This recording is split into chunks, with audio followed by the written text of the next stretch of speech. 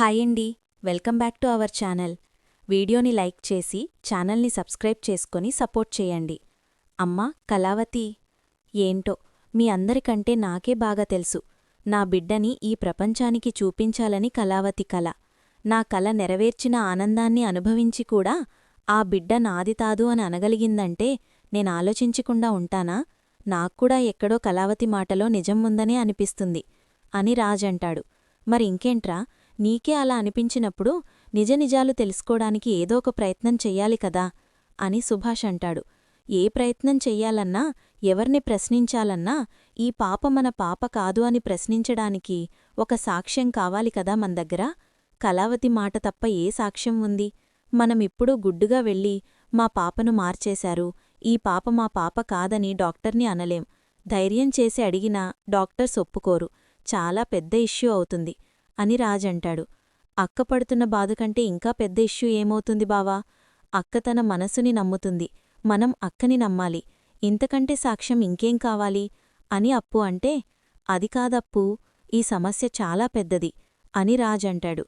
బావా, సమస్య పెద్దది అయినప్పుడే పరిష్కారం కూడా ఆలోచిస్తే దొరుకుతుంది. అక్క మాటని, మన బాధని డాక్టర్లు నమ్మరు కాబట్టి చట్టప్రకారమే వెళ్దాం. వెంటనే డిఎన్ఏ టెస్ట్ చేయిద్దాం బావా అని అప్పు అంటే, డిఎన్ఏ టెస్టా అని రాజ్ షాకవుతూ ఉంటాడు. అవునన్యా, అదొక్కటే మార్గం కనిపిస్తుంది అని కళ్యాణ్ అంటాడు. డిఎన్ఏ టెస్ట్ చేయించకుండా అక్కచేత హాస్పిటల్పై కేసు వేయించినా కోర్టు డిఎన్ఏ టెస్ట్ చేయించాలని చెప్తుంది. ఆ రిపోర్ట్నే సాక్ష్యాలుగా పరిగణించే తప్పొప్పులు ఎక్కడ జరిగాయో తెలుస్తుంది. అదే మనమే ముందు డిఎన్ఏ టెస్ట్కి వెళితే అసలు నిజమేంటో తెలిసిపోతుంది. మనం ఫర్దర్గా ఎలాంటి స్టెప్ తీసుకోవాలో మనకి అర్థమవుతుంది. డిఎన్ఏ టెస్ట్ వల్ల 2 లాభాలు బావా. ఒకటి, డిఎన్ఏ మ్యాచ్ అవ్వకపోతే మనం కేసు వేయడానికి సాక్ష్యం ఉంటుంది. ఒకవేళ మ్యాచ్ అయితే అక్కని కన్విన్స్ చేయక్కర్లేదు, అక్క ఈ పాప తన బిడ్డని నమ్ముతుంది అని అప్పు చెప్తుంటే, అవును రాజ్, అప్పు చెప్పిన ఆలోచన బాగుంది, వెంటనే డిఎన్ఏ టెస్ట్కి వెళ్లడమే మంచిది అని స్వప్న అంటుంది. ఇంకేంట్రా ఆలోచన? అదేదో చేయించండి, ఈ బాధను నేను చూడలేకపోతున్నాన్రా అని ఇంద్రదేవంటే, అలాగే నానమ్మా, ముందు మనకి తెలిసిన డాక్టర్ని పిలిపిస్తానని రాజంటే, రాజ్, ముందు ఈ టెస్ట్ చేయించడానికి కావ్య నొప్పించాలి, నువ్వెళ్ళి ఈ విషయం తనతో చెప్పు అని స్వప్న అనడంతో రాజ్ కావ్య దగ్గరికొస్తాడు. ఏంటి అని కావ్య అడుగుతూ ఉంటే, కళావతి, అది మరి అని రాజు చెప్పడానికి ఆలోచిస్తూ ఉంటే, ఏదో చెప్పడానికొచ్చారు, ఇంకెందుకు ఆలోచిస్తున్నారు? నన్ను ఈ భ్రమలో నుంచి బయటికి రమ్మంటారు, నన్ను నా అనుమానాల్ని వదిలేయమంటున్నారు. నేను చెప్పే మాటలు సత్యానికి దూరంగా ఉన్నాయి, నా అనుమానం నిజం కాదు, నేనపోహపడుతున్నాను, నా మాటలు నమ్మాలనిపించట్లేదు, ఇదే కదా మీరు చెప్పాలనొచ్చింది అని కావ్య అంటూ ఉంటే, కాదు, నీ మాటల్లో నిజం ఉందేమో అనిపిస్తుంది, నువ్వు చెప్పింది నమ్మాలనిపిస్తుంది, నీ మనసులో ఉన్న అనుమానం ఊరికే రాలేదనిపిస్తుంది అని రాజంటే, ఇప్పుడు మీ మాటలు విని నేను ఆశ్చర్యపోవాలా లేక అనుమానపడాలా అని కావ్య అంటే, కళావతి అని రాజంటూ ఉంటాడు.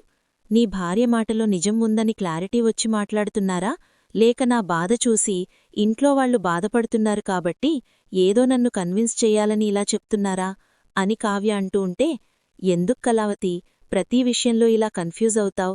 ఎందుకు ప్రతి మాటని మరో కోణంలో ఆలోచిస్తున్నావ్ అని రాజంటాడు. నేను కన్ఫ్యూజ్ అవ్వట్లేదండీ, ఎవర్నీ తప్పుపట్టడం లేదు, మనకు తెలియకుండా తప్పు జరిగింది, ఆ తప్పు వల్ల నాకు నష్టం జరిగింది అంటున్నాను. ఆ నష్టం మీకు కనపడక నా తీరు మీకు కష్టంగా అనిపిస్తుంది అని కావ్య అంటుంది. అది కాదు కళావతి, నీ అనుమానాన్ని నేను ఫ్యామిలీ నమ్ముతున్నాం అని రాజంటూ ఉంటే, అక్కడ పొరపడుబడుతున్నారండి, నాది అనుమానం కాదు, అక్షర సత్యం అని కావ్య అంటుంది. ఓకే కళావతి, ఒప్పుకుంటున్నాను, నీ ఆలోచనలో అర్థం ఉంది అంటున్నాను, అందుకీ నిజనిజాల్ని దగ్గు తేల్చాలని ఆలోచించుకున్నాను.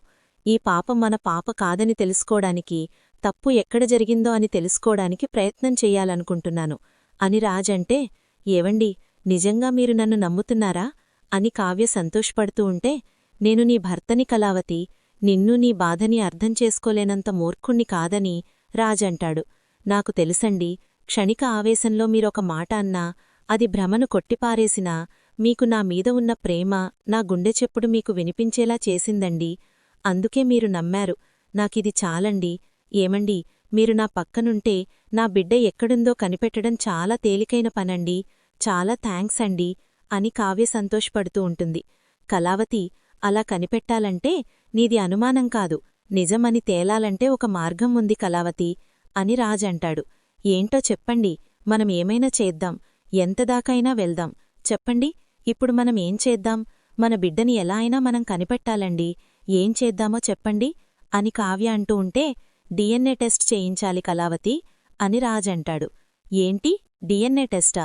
దేనికండి అని కావ్య షాకవుతూ ఉంటే, ఈ పాప మన పాప చెప్పడానికి సాక్ష్యం కావాలి కదా అని రాజంటాడు.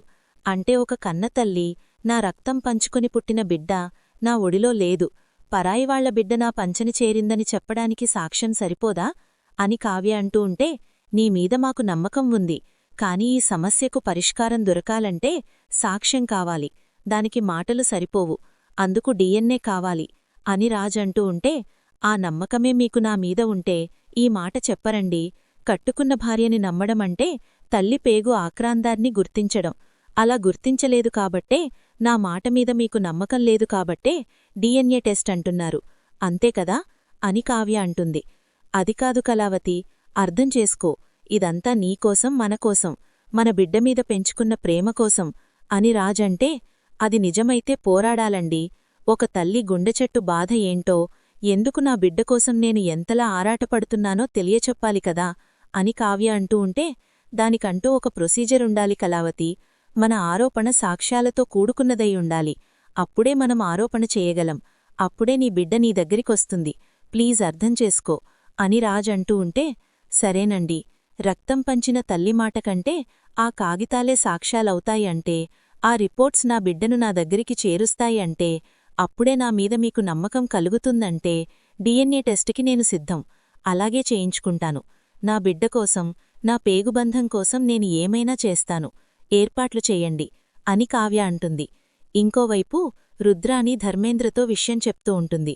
ఏంటి, మీరు చెప్పేది నిజమా అని ధర్మేంద్ర అంటూ ఉంటే, పాపను మార్చడం జోకెలా అవుతుంది, అలాంటప్పుడు దానికి సంబంధించిన విషయంలో నేనెందుకు జోక్ చేస్తాను, ఇప్పుడే నా కూతురు రేఖ ఫోన్ చేసి చెప్పింది, ఆ కావ్యకి ఆ బిడ్డకి డిఎన్ఏ టెస్ట్ చేయించడానికి ఫ్యామిలీ అంతా ఒప్పుకున్నారంట అని రుద్రాని అంటూ ఉంటే, బిడ్డని ఈజీగా మార్చగలిగాం కాని వీళ్లని నమ్మించడం ఎంత కష్టమవుతుంది అనుకోలేదు అని ధర్మేంద్ర అంటాడు.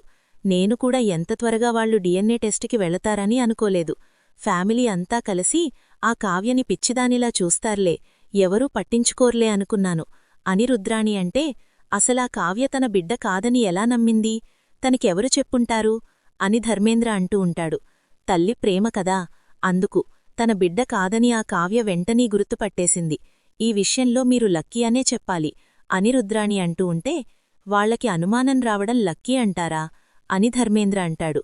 కాదు, ఆ కావ్యలాగా మీ ఆవిడ ఈ పాప నా పాప కాదని గుర్తుపట్టుంటే మీ పరిస్థితేంటో ఒక్కసారి ఊహించుకోండి అని రుద్రాణి అంటూ ఉంటుంది. ఇప్పుడున్న టెన్షన్ చాలు, మళ్లీ కొత్త టెన్షన్ పెట్టకండి, ఇప్పుడేం చెయ్యాలో అదే ఆలోచించాలి అని ధర్మేంద్ర అంటాడు. ఆలోచించుకుంటూ కూర్చుంటే ఈలోపు డిఎన్ఏ రిపోర్ట్స్ వచ్చేస్తాయి. ఆ పాప కావ్య కూతురు కాదని ఇంట్లో అందరికీ తెలిసిపోతుంది. అదే గనక జరిగితే మీ హాస్పిటల్లోనే ఏదో తప్పు జరిగిందన్న అనుమానం వస్తుంది. ఇన్వెస్టిగేషన్ చేసుకుంటూ మనదాకా వచ్చేస్తారు. మనదాకా వచ్చినవాళ్లు పిల్లల్ని మార్చారన్న విషయం తెలుసుకోలేదా, అప్పుడు మనిద్దరం వెళ్లి జైల్లో కూర్చోవాలని రుద్రాణి అంటుంది. అక్కడి వరకు రానివ్వను, జైలు కూడా నాకేం కొత్త కాదు, అక్కడి ఎలా హ్యాండిల్ చెయ్యాలో నాకు బాగా తెలుసు అని ధర్మేంద్ర అంటాడు. వాళ్లందర్నీ మేనేజ్ చేస్తారు సరే, మీ భార్యకేం చెప్తారు, నిజం తెలిసాట తను తట్టుకోగలదా అని రుద్రాణి అంటూ ఉంటే, తులసి సంతోషాన్ని ధర్మేంద్ర చూస్తూ ఉంటాడు. తనకు పుట్టిన పాప త్వరలోనే చనిపోతుందన్న నిజం తెలిసాక బతకగలదా అని రుద్రాణి అంటూ ఉంటే, లేదు, అలా జరగడానికి వీల్లేదు, నేనిదంతా చేసింది నా భార్య ప్రాణాలతో ఉండడం కోసమే, వాళ్లని ఎలా అయినా ఆపగలుగుతాను అని ధర్మేంద్ర అంటూ ఉంటే, వెతకండి, ఎంత పెద్ద సమస్య అయినా ఒక చిన్న ఆలోచనలతో ఆపేయచ్చు, అలాంటిది ఇది మీ భార్య ప్రాణానికి సంబంధించింది, వెతకండి, ఆ కావ్యకి చిన్న చిరుదీపం కూడా కనిపించకూడదు, దాని జీవితం మొత్తం చీకటి నిండిన కాళరాతిలా మారిపోవాలి, ఈ బిడ్డ మీతో శాశ్వతంగా ఉండిపోవాలి, ఈ సృష్టిలో రెండే రెండు బలమ. Please do subscribe and like and share.